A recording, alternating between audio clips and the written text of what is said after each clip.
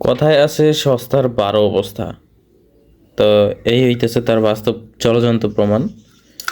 Charger কিনছিলাম একটা PD charger, original স্যামসাংয়ের 25 ওয়াটের PD charger, type C to type C.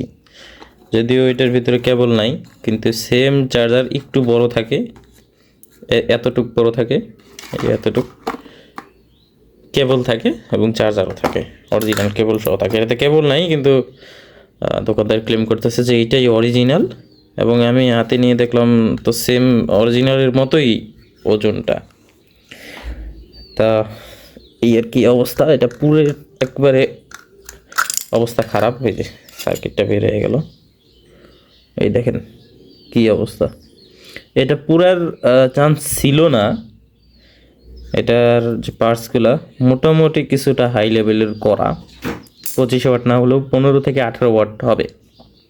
কিন্তু এটার ভিতরে যে কারসাজিটা করছে দেখেন, এই যে দেখেন, এখানে হচ্ছে সার্কিটটা যেখানে বসবে তার ঠিক উল্টো পাশে এই দেখেন, এই চার্জারটা যখনই কারেন্টে ঢোকানো হয় তখনই অটো ব্রেকার পড়ে যায়।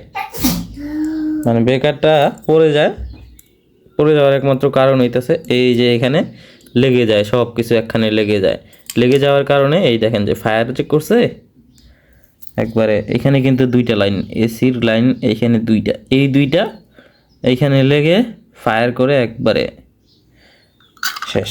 মানে এই যে বললাম না অটো ব্রেকার পড়ে যায়, এইটার কারণেই পড়ে যায়। এই চার্জার ধ্বংসের আসলে মূল কারিগর এই মেটাল, এইটাই আসলে মেন চোর। ঠিক আছে, তো সস্তার 12 অবস্থা এটাই।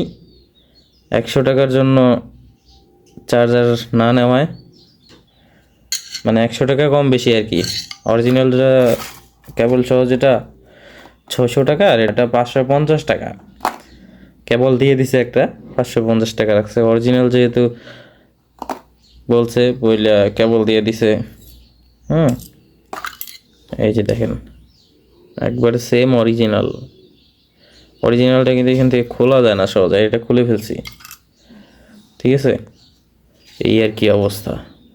তো সস্তায় কেউ কোনো দিন এইসব নিতে যায় না, ধরা খাইবেন। ঠিক আছে, তো ভিডিওটা ভালো লাগলে একটু শেয়ার করে দিবেন সবাইকে সতর্ক করার জন্য।